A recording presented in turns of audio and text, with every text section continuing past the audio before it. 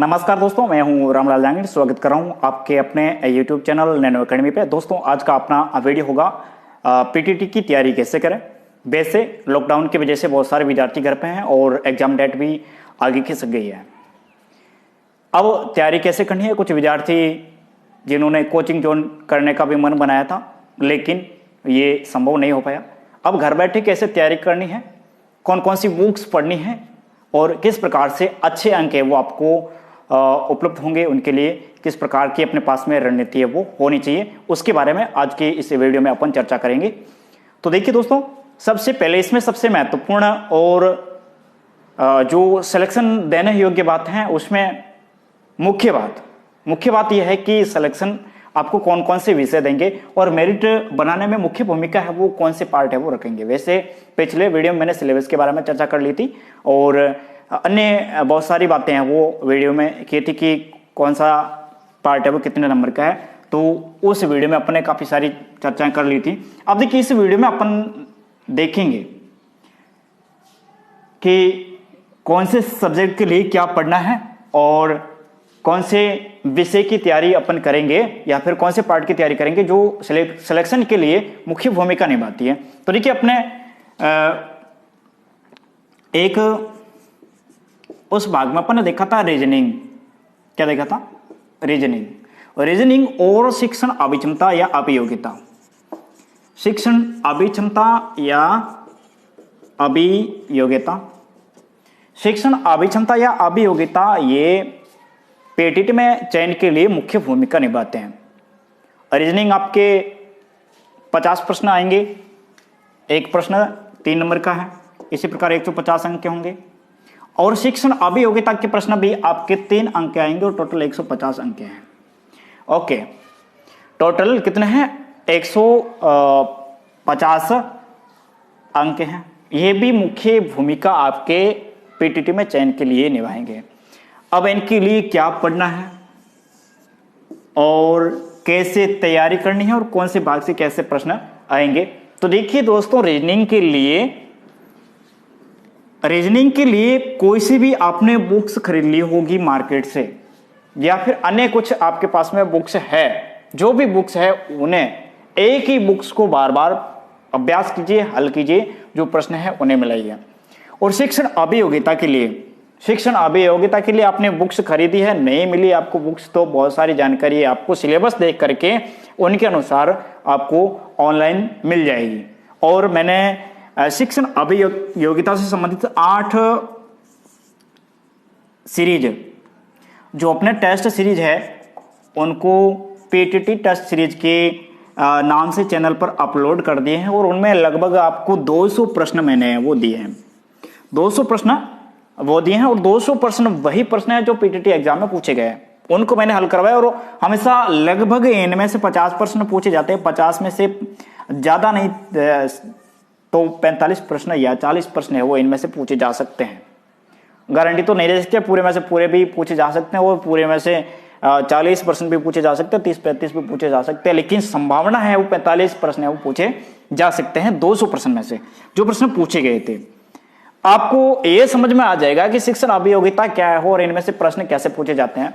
कुछ विद्यार्थी अपने स्कूल जीवन से या फिर सीधे ही कॉलेज लाइफ से सीधे टीचिंग लाइन में आना चाहते हैं। और ये प्रश्न पूछे क्यों जाते हैं? क्योंकि टीचिंग लाइन में आने के लिए आपके पास में पहले से कितना शिक्षण से संबंधित है वो ज्ञान है या फिर टीचिंग पेशे से संबंधित कितना आपके पास में वो जानकारी है, उसके बारे में बेसिक जानकारी वो पूछी जाएगी और उन लोगों को ही लिया जाएगा वो शिक्षण से संबंधित पहले से जानकारी है वो अपने पास में रखते हैं।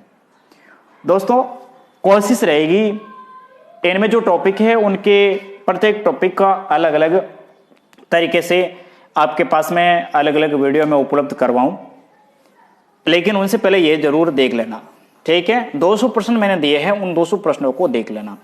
इनके लिए और कहीं सामग्री आपके पास में है तो उन्हें पढ़िए और सबसे महत्वपूर्ण बात है वो इनके जो प्रश्न उत्तर हैं टेस्ट सीरीज है उन्हें हल कीजिए। जो टेस्ट सीरीज है मार्केट में आपको मिल जाएगी, नहीं मिले तो ऑनलाइन सामग्री वो आपको उपलब्ध हो जाएगी। उन टेस्ट सीरीज को आप बार बार हल कीजिएगा, ठीक है?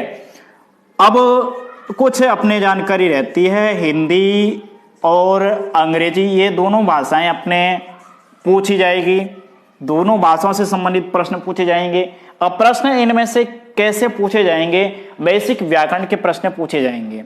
अब हिंदी के लिए आपको क्या पढ़ना है, तो एक बुक से चलती है अपने हिंदी नवीन व्याकरण बुक से चलती है कक्षा 9 से 12 के लिए, कक्षा 9 से 12 के लिए हिंदी नवीन व्याकरण बुक से वो चलती है।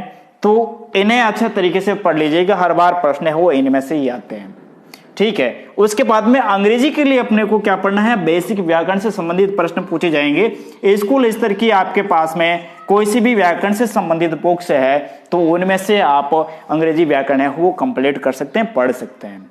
अब देखिए 4 वर्षीय कोर्स में जो विज्ञान विषय से संबंधित कुछ टॉपिक है, विज्ञान विषय से संबंधित कुछ टॉपिक है बीएससी बीएड वालों के लिए, तो वो विज्ञान विषय के कुछ टॉपिक है उनको कहां से पढ़ेंगे? तो देखिए आपकी जो एनसीईआरटी की बुक्स है, एनसीईआरटी की बुक्स है कक्षा 6 से लगा करके 10 तक, ये सारी की सारी जानकारी है। जो 4 वर्षीय बीएड एकीकृत कोर्स में प्रवेश लेना चाहते हैं वो विद्यार्थी 6 से लगा करके 10 तक की जो एनसीईआरटी विज्ञान की बुक्स है इनमें से जो सिलेबस में टॉपिक है उन सिलेबस में से टॉपिक को निकाल करके इनमें से पढ़िएगा, क्योंकि इन्हीं में से आपके प्रश्न है वो पूछे जाएंगे, ठीक है।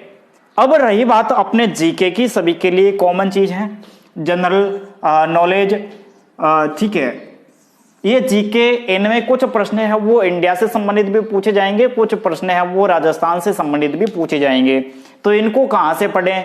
तो देखिए इनको, ये वैसे जीके का भाग है वो अथाह है, बहुत कुछ है जीके में, लेकिन जो बेसिक जानकारी है कहां कहां से प्रश्न आते हैं। एक अपने बुक्स पहले चलती थी राजस्थान अध्ययन करके,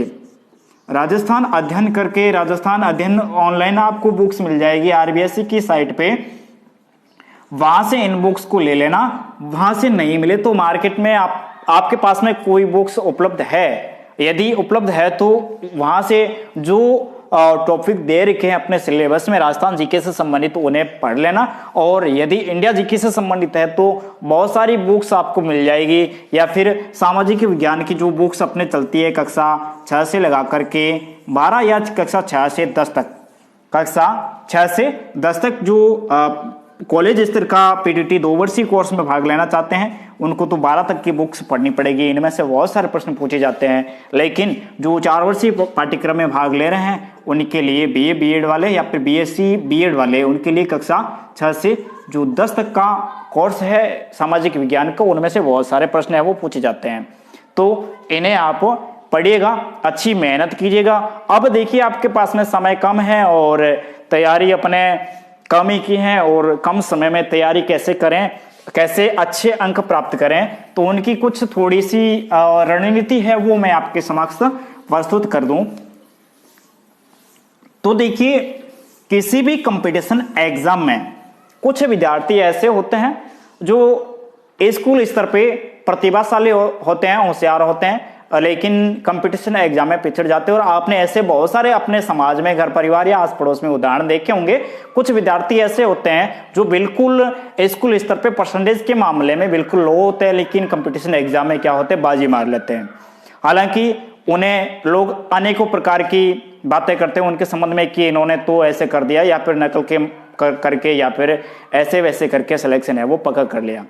ये सारी बातें गलत हैं, क्योंकि स्कूल स्तर पे उस विद्यार्थी की या फिर उस जो चयन हुआ है उन बंदे की जो योग्यता थी वो, उनका मूल्यांकन है वो लिखित आधार पे हुआ था। कैसे हुआ था? लिखित आधार पे हुआ था, और लिखित आधार पे उस विद्यार्थी का मूल्यांकन हो सकता है उनकी लिखावट अच्छी नहीं हो, जिनकी वजह से वो पीछे रह गया।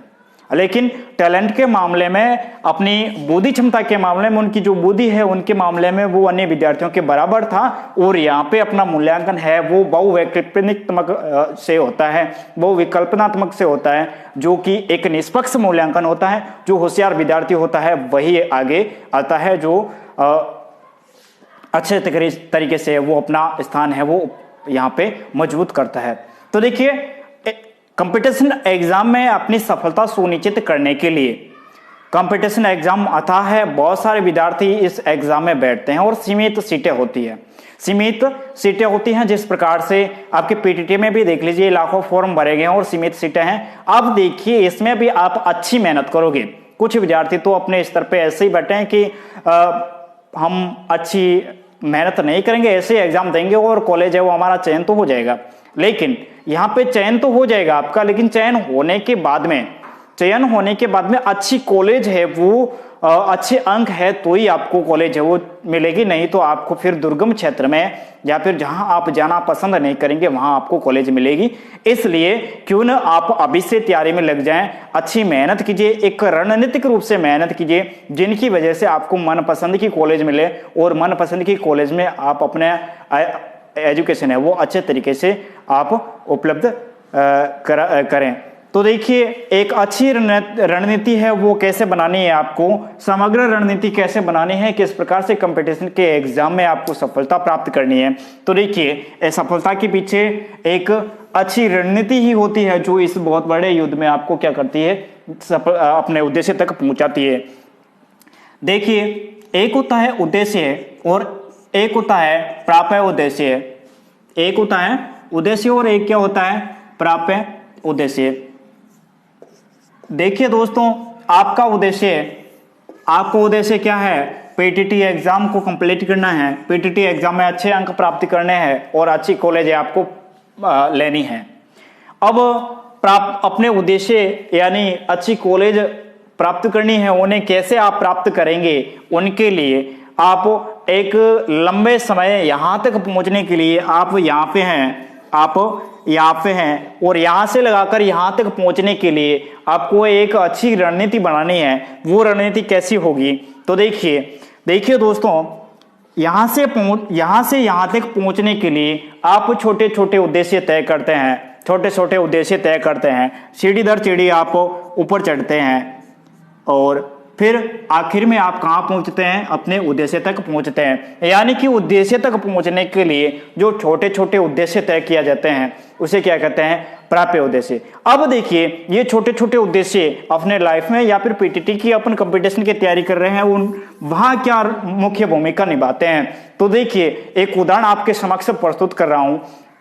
दो व्यक्ति है, दोनों व्यक्ति में एक शर्त लगती है कि एक मकान के ऊपर चढ़ना है। दोनों व्यक्ति, एक कुछ हटा कटा और एक दुबला पतला व्यक्ति हैं जिनकी हाइट भी कम है। दोनों व्यक्तियों के बीच में शर्त लगती है कि मकान के ऊपर चढ़ना है और मकान के ऊपर पहले कौन चढ़ेगा। मकान की व्यक्ति यहाँ खड़े हैं और ये मकान है और मकान की सीढ़ियां वो इस तरफ है और दोनों व्यक्ति यहाँ खड़े हैं। एक व्यक्ति जो दुबला पतला है और एक व्यक्ति हट्टा कट्टा है, लेकिन इस दुबले पतले ने दिमाग लगाया, एक ही साथ में इन्होंने कहा कि सीढ़ियां यहाँ पे है, दोनों ऑप्शन आपके सामने हैं और आपको मकान के ऊपर चढ़ना और पहले चढ़ेगा वो क्या होगा, विजेता होगा। अब देखिए इस उदाहरण की आप अच्छे तरीके से समझिए। इस उदाहरण की जो मुख्य भूमिका अपने इस योजना में भी रहने वाली है। तो देखिए जो व्यक्ति यहाँ था, शर्त लगी, अब दुबला पतला व्यक्ति था, उसने तो कह दिया कि अपना तो यहाँ से अपन तो सीधे तो चढ़ नहीं सकते क्योंकि हो सकता है अपन गिर जाएंगे या फिर अपन है वो जंप है वो लगा नहीं पाएंगे। तो इस व्यक्ति ने तो क्या किया, जैसे ही गिनती शुरू हुई और वो व्यक्ति तो यहाँ से लगा करके इस तरफ से सड़ने की कोशिश कर रहा है और यह व्यक्ति क्या कर रहा है, यहाँ से सीधा सड़ने की कोशिश कर रहा है। अब देखिए यहाँ पे संभावना किसकी रहती है, यहाँ पे संभावना किस व्यक्ति की ऊपर पहुंचने की रहती है, वो संभावना सबसे 99% इनकी रहती है। 100% ही कह लीजिए वे व्यक्ति एक न समय यहाँ मकान के ऊपर चढ़ जाएगा। ठीक है, समय जरूर लगेगा, लेकिन जो हट्टा कट्टा व्यक्ति है वो कह रहा है कि मैं सीधे चढ़ूंगा, इसकी संभावना है वो 50% रहती है, चढ़ भी सकता है और गिर भी सकता है। तो ऐसी स्थिति उन विद्यार्थियों के साथ में है जो केवल फॉर्म भर के बैठे हैं और तैयारी नहीं कर रहे हैं, या फिर 1-2 दिन अपनी किताब खोल के देख रहे हैं और फिर क्या एग्जाम तो आगे खिसक गया है, और या फिर एग्जाम में ये तो मुझे सब कुछ आता है, ये मैं कर लूंगा, उसके बाद में एग्जाम होता है, परीक्षा होती है और रिजल्ट क्या आता है वो आपको सब पता होगा, ये वाला रिजल्ट उनको मिलता है। यदि आप भी इस श्रेणी के विद्यार्थी हैं और तैयारी नहीं कर रहे हैं, अपनी अच्छी योजना से आप आगे नहीं बढ़ रहे हैं, तो फिर आपको नुकसान है। अब इनके लिए अच्छी योजना अपने को कैसे बनानी है। मान लिया आपके पास में 20 दिन उपलब्ध है। कितने? 20 दिन। आपके पास में 20 दिन उपलब्ध है और 20 दिन को आप 10 दिन में बांट दीजिए, आधा कर दीजिए, और आप योजना बना रहे हैं कि 10 दिन में मुझे सारा एक बार कोर्स मुझे क्या करना है? कंप्लीट करना है। अब इसमें कोर्स में आप बुक्स भी पढ़ सकते हैं, टेस्ट सीरीज भी हल कर सकते हैं, और अन्य कुछ बातें जो अपने कोर्स से रिलेटिव है वो इसमें शामिल कर सकते हैं। एक अच्छी योजना सफलता के लिए कैसे बनाते हैं कंपटीशन एग्जाम के लिए, ये शाश्वत सत्य है। ये योजना है वो मैंने भी कई सारे एग्जामों में अपनाई थी और सफलता भी प्राप्त की है। तो आप भी कोशिश कीजिएगा कंपटीशन एग्जाम में कैसे सफलता प्राप्त करते हैं। बड़े बड़े कंपटीशन एग्जाम में 12-12 लाख लोग शामिल होते हैं, उनमें उच्च रैंक से चयन होना बहुत मुश्किल काम होती है। उसके लिए सबसे महत्वपूर्ण क्या होता है? एक तो सकारात्मकता, और सकारात्मकता के साथ में एक अच्छी रणनीति। अच्छी रणनीति क्या बनानी है आपको? तो 10 दिन की आपने योजना बनाई, 10 दिन में मुझे ये कोर्स करना, उसके बाद के 10 दिन है उसमें मुझे मान लिया आपके पास में 6 विषय है, उनका पुनः रिवीजन करना है। अब 10 दिन की आपने योजना बनाई, यानी कि लक्ष्य तक पहुंचने के लिए अपने समय का विभाजन किया, प्राप्य उद्देश्य तय किए, छोटे छोटे उद्देश्य तय किए। अब इन 10 दिनों को आपने एक एक दिन में क्या कर दिया? बांट दिया। एक एक दिन में इन उद्देश्यों को आपने बांट दिया। अब इन एक एक दिन के उद्देश्यों को आपने घंटों के अंतर्गत बांटने के बाद में कि मुझे एक दिन में यह जानकारी या फिर 2 टॉपिक मुझे कंप्लीट करने हैं। कितने? 2 टॉपिक। एक दिन का आपका उद्देश्य है 2 टॉपिक मुझे कंप्लीट करने हैं, और 2 टॉपिक कंप्लीट हो जाएंगे। अब कुछ विद्यार्थी कहते हैं कि कंपटीशन एग्जाम के लिए मुझे कितना पढ़ना चाहिए, कितने घंटे पढ़ना चाहिए। ये घंटे कोई मायने नहीं रखता, यहाँ पे आपको मायने ये रखता है कि कितने टॉपिक आपने कंप्लीट किए हैं, कितना आपने पढ़ा है। हो सकता है आपने 2 टॉपिक कंप्लीट कर लिए, आपकी जो रणनीति है, योजना है, उस योजना के अंतर्गत आपका 2 टॉपिक थे, 2 टॉपिक आपने 1 घंटे के अंदर तैयार कर लिए। उसके बाद में आपके पास में समय है, तो उस समय में पीछे जो अगले दिन का काम है वो इस दिन में आप समापन है वो कर सकते हैं। ये काम आप रेगुलरली करते जाएंगे। एक दिन का आपका जो 2 टॉपिक कंप्लीट करना था, रोजाना आप 2 टॉपिक कंप्लीट करते गए। इसी प्रकार आपने 20 दिन तक रोजाना आप शाम का मूल्यांकन कीजिए कि मैंने 2 टॉपिक कंप्लीट किए कि नहीं। यदि कंप्लीट कर लिए हैं तो उस दिन का आपका रिजल्ट क्या रहेगा? 100% रहेगा, और दूसरे दिन का भी आपका रिजल्ट क्या रहेगा? 100%। इसी प्रकार 10 दिन का रिजल्ट 100% रहेगा। और उसके बाद में जो फाइनली एग्जाम होगा, विद्यार्थी कहते हैं कि मेरा एग्जाम है, पेपर है, वो केवल पेपर ही होता है, एग्जाम नहीं होता है। एग्जाम प्रेजेंट टाइम में आपकी जो परिस्थितियां हैं वो ले रही हैं, आप पढ़ नहीं रहे हैं, इधर उधर घूम रहे हैं, तो फिर आप किसको नुकसान दे रहे हैं? खुद को नुकसान दे रहे हैं, और यहां से आप माइनस करवा रहे हैं। कुछ विद्यार्थी ऐसे हैं, आप नहीं हो सकते हैं, कुछ हो सकते हैं जो क्या करते हैं, आपने अभी तो पढ़ नहीं रहे हैं और योजना भी बनाई है, तो उस योजना में क्या है 90% हो गया, या फिर एक दिन नहीं पढ़े तो 80% उस दिन का रिजल्ट रहा। कभी कभार उनका रिजल्ट है वो डेली का रिजल्ट है वो 75%, ऐसे करके 50%, और फाइनली क्या होता है? फाइनली 45% या 50% के आसपास उनका रिजल्ट रहता है। अब देखिए, जिस प्रकार से आपने छोटे छोटे उद्देश्य तय किए, अब इन छोटे छोटे उद्देश्य यानी प्राप्य उद्देश्य में आपने 100% सफलता प्राप्त की है, तो फिर यहां से यह वाला रिजल्ट आपको कहां पहुंचाएगा? अपने उद्देश्य तक। कहां पहुंचाएगा? आपका जो उद्देश्य है वहां तक पहुंचाएगा। यदि आपने छोटे छोटे उद्देश्य तय नहीं किए हैं, छोटे छोटे उद्देश्य तय कर लिए और उनके अनुरूप आपने तैयारी नहीं की है, तो ये आपको कहां धकेलेगा? यहां से नीचे की ओर ही धकेलेगा, अपने उद्देश्य तक है वो नहीं ले जा पाएगा। और ज्यादातर विद्यार्थी एक अच्छी योजना उनके पास में नहीं होने के कारण क्या हो जाते हैं? पिछड़ जाते हैं और पीछे रह जाते हैं। कितने भी टैलेंट है, कितने भी प्रतिभाशाली है, लेकिन यहां क्या होता है? इस मामले में अच्छी योजना उनके पास में नहीं होने की वजह से क्या होता है? पिछड़ जाते हैं। लेकिन जो विद्यार्थी कमजोर होते हैं और अच्छी योजना है उनके पास में, अच्छे विचार है, सकारात्मकता है, वो विद्यार्थी अपने रोजाना की योजना के अनुरूप पढ़ाई करते हैं और अपना 100% रिजल्ट देते हैं, और 100% रिजल्ट है वो अपने आप इनके सामने सफलता है वो आ जाती है, अपना उद्देश्य है वो अपने आप ही उसको क्या हो जाता है? मिल जाता है। ये पीटीटी से रिलेटिव कुछ विद्यार्थियों को बकवास लगेगा, लेकिन आप कंपटीशन के लाइन में आ रहे हैं, पहला स्टेप है। इस हिसाब से तैयारी की तो आप आराम से अच्छी कॉलेज है वो ले लोगे, नहीं तो फिर आप अन्य कॉलेज है या फिर सिलेक्शन भी ना हो, ऐसी स्थिति उत्पन्न ना हो जाए। कुछ विद्यार्थी सरल रह रहे हैं कि ये तो सरल है, हम अपने उद्देश्य तक है वो पहुंच जाएंगे, लेकिन सरल काम नहीं है, ये बहुत ही मुश्किल काम है। ठीक है, अब रही बात, लास्ट में एक और सलाह आपको देना चाहूंगा। सलाह यह है कि आप तैयारी कर रहे हैं और कम समय है, कम समय के बाद में मान लिया आपने ये इतने टॉपिक कंप्लीट आपके नहीं हुए हैं विस्तृत रूप से, तो आपको सलाह यही है आप टेस्ट सीरीज हल कीजिए। टेस्ट सीरीज आपको मार्केट में मिल जाएगी। टीचिंग एप्टीट्यूड की मैंने टेस्ट सीरीज है वो चैनल पर उपलब्ध करवा दी है। अन्य विषयों की टेस्ट सीरीज है वो शायद तक मैं कोशिश करूंगा आपको आप तक उपलब्ध करवा दूं। टेस्ट सीरीज से ही आपको बहुत कुछ सीखने को मिलेगा कम समय में, और अपने लक्ष्य तक आप आराम से पहुंच पाओगे। कुछ विद्यार्थी ऐसे भी हैं जो तैयारी तो कर रहे हैं लेकिन मानसिक रूप से बहुत टूटे हुए हैं कि क्या पता मैं लक्ष्य तक पहुंच पाऊं या नहीं पहुंच पाऊं।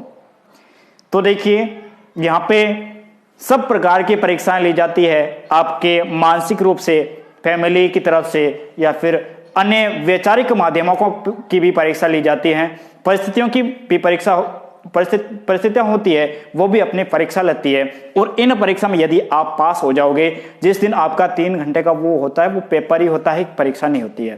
परीक्षा वर्तमान समय में चल रही है, यदि इस समय में आप लापरवाही कर रहे हैं, पढ़ाई नहीं कर रहे हैं, इधर उधर घूम रहे हैं, निरुद्देश्य से इधर उधर बैठे हैं, तो फिर नुकसान आपको है और आपके जो प्राप्य उद्देश्य की देने की परीक्षा है उसमें आप असफल हो रहे हैं। तो आप सकारात्मकता के साथ में अच्छी मेहनत कीजिए, संघर्ष कीजिए। उज्जवल भविष्य की आपको शुभकामनाएं। अच्छी कॉलेज मिले, नज़दीक मिले कॉलेज, और अच्छा शिक्षण प्राप्त करें आप वहाँ, और आपका चयन भी हो, इसके लिए शुभकामनाएं। धन्यवाद, अगले वीडियो में मिलेंगे।